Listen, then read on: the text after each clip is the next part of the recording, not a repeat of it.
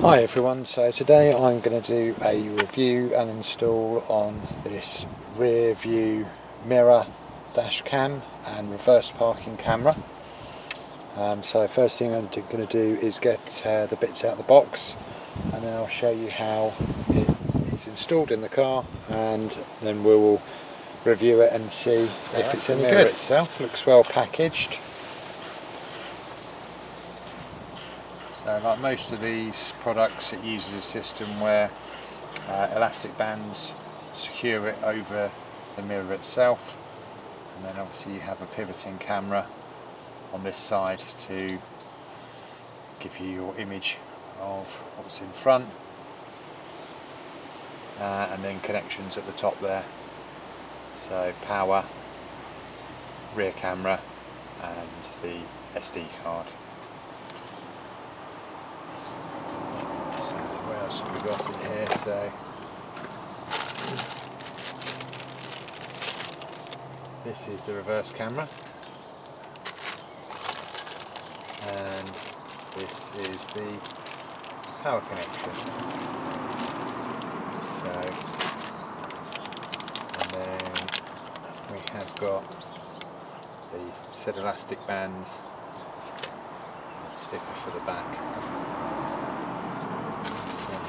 other bits, and last of all the instruction manual.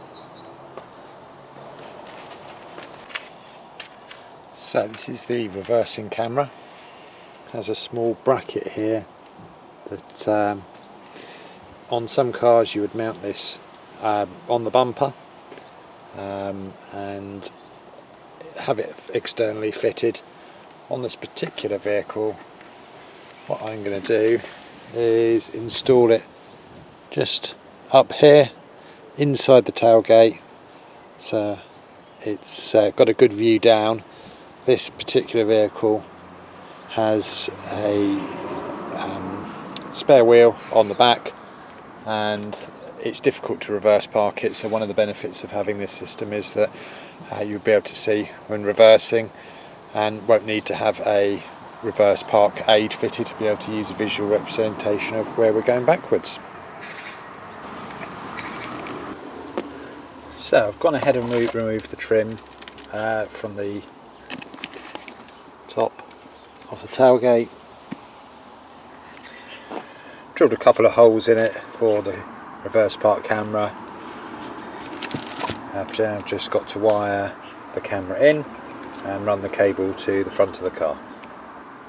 So I've gone ahead and removed the console from above the rear view mirror. I'm going to pass the wire underneath the roof trim and bring it out here to go into the back of the rear view mirror, and then just run the wire across the top of here, tuck it into here, and then along this rubber seal all the way to the back. So as you can see, I've run the wire underneath the door seals and near the roof lining. Just got to run it along here. Just started to remove this trim, and we'll need to run the wire down to the reverse light so that the reverse camera will work. So I have removed the rear tail light from the vehicle and run the red wire through from the cable I've just run to the front, through to it. I've used a test light to see which one of these wires is producing 12 volts when the car is in reverse, and it's this wire here. Somebody has already been here before and used Scotch lock connectors to wire in a tow bar on this vehicle, so I'm just going to put my wire into there and refit the light unit. Right, so I finished up at the back here, refitted the trim to the boot and tucked the wire again in underneath this seal and behind the back of the trim. Before I go ahead and put the light unit back in, what I will do is just test to make sure that it is all working, because it'd be easier to take it back apart now.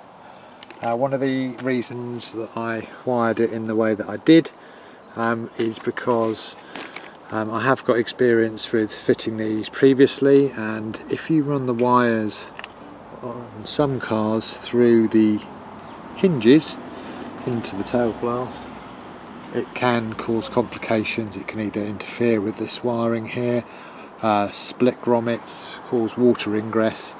If this is installed inside behind the glass, it's not interfering with any of the water seals of the car, so it's going to keep it nice and dry in there. So this is the back of the mirror. It comes with a couple of rubber bungees to attach it to the back of the mirror. I'm going to go ahead and fit that and then plug in the wiring connections. I've already installed the SD card. It will need formatting before I can use it in the vehicle. So with the unit all installed, you can see it's working. When I put it into reverse, up comes the reverse parking camera, so we know that the wiring is all good to that. Put it back into gear, it goes back to that. So I've just got to tidy up all the wiring and then I'll be done. So I've had this installed for about 2 weeks now. Got to drive round with it and just thought I'd give you a summary of what I think of the product. First of all, I think the display is great. You can turn that on and off like so. You can also jump into different pictures there. So best thing is obviously to be able to access the reverse camera, see what's going on behind you, and when you put it into reverse you get these guidelines come up on the screen so you can see where you are in relation to the space around you. To access the settings you get here, so all of the files that I've got are in here, so you can see it's recorded all these images.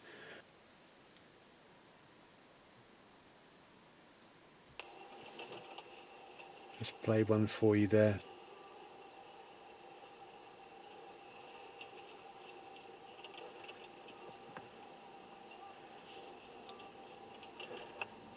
As you can see, it's also got sound on there as well. Going back to home, you've got settings, photographs, so if you wanted to take a photograph you could do that.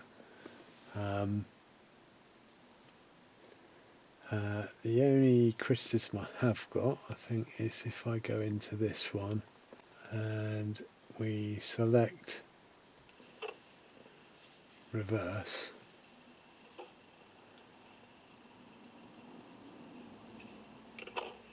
it's not particularly good in reverse. So that is at night.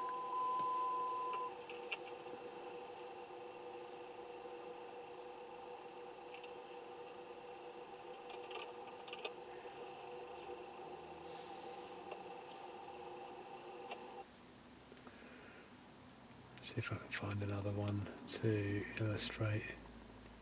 Yeah, the only criticism I've got, and it won't show it to you here, is at night when you engage reverse, the LEDs for the reverse camera come on, and that's great.